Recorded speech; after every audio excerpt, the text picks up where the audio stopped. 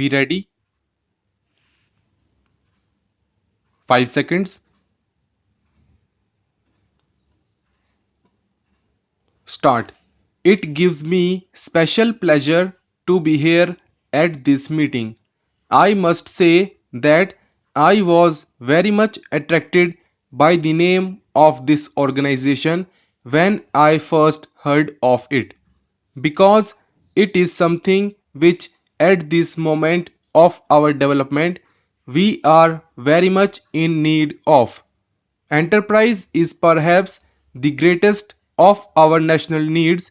Enterprise in agriculture, in industry, in science, and even in matters of civic initiative, in combating social evils such as communal friction and other types of frictions and tensions which arise from time to time, which threaten our unity, which threaten our progress, and sometimes threaten even our very survival.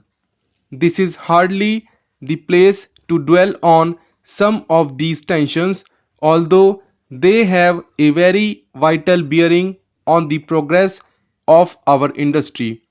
In today's society, in today's changing society, the new elite are the entrepreneurs and the technologists, and in the situation which exists in our country, these two have a very special responsibility to society.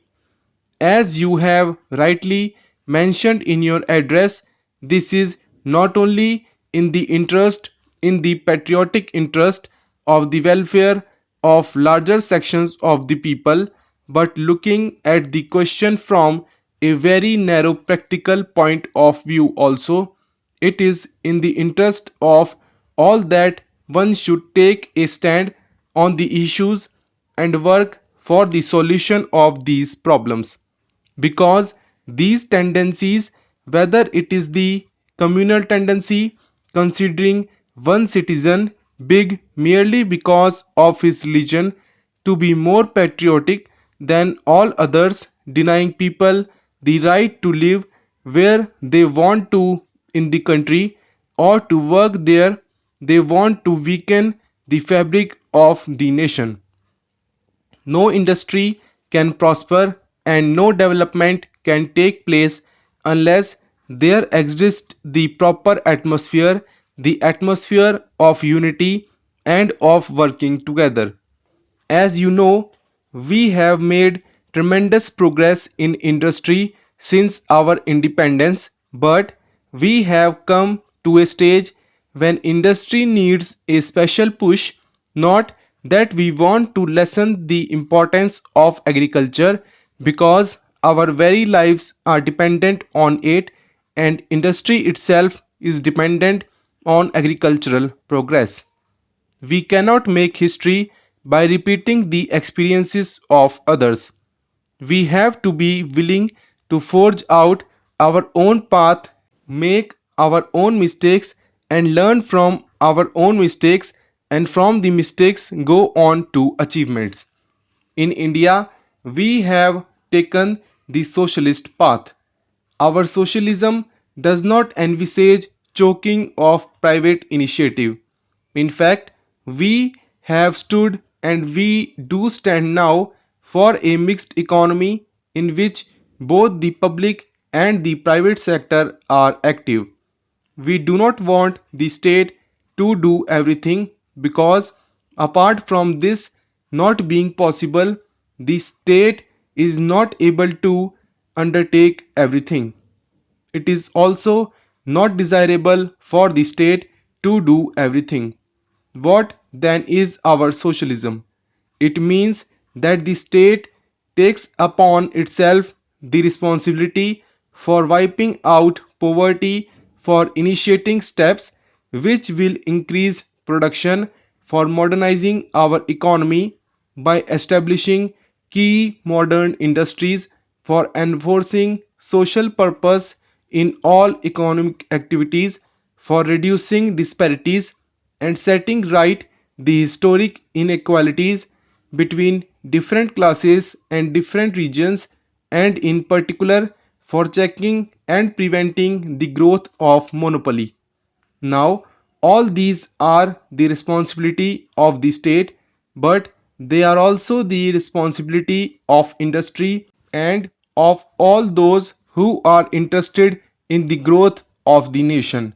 As I said just a short while ago at another meeting in this city, that whatever steps we are taking now or whatever steps we may take are all not with a view to trying to fit into a particular policy or a particular ideology. The policy and the ideology itself are made for very practical reasons and to meet the needs of the people. It is when social disparities increase that we have social tensions.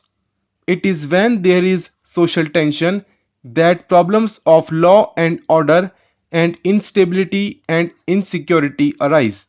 So, these problems of inequalities, of disparities, of meeting the rising expectations of the people are all too very much a part of the industrial scene, and unless we can deal with them, we cannot even advance industrially.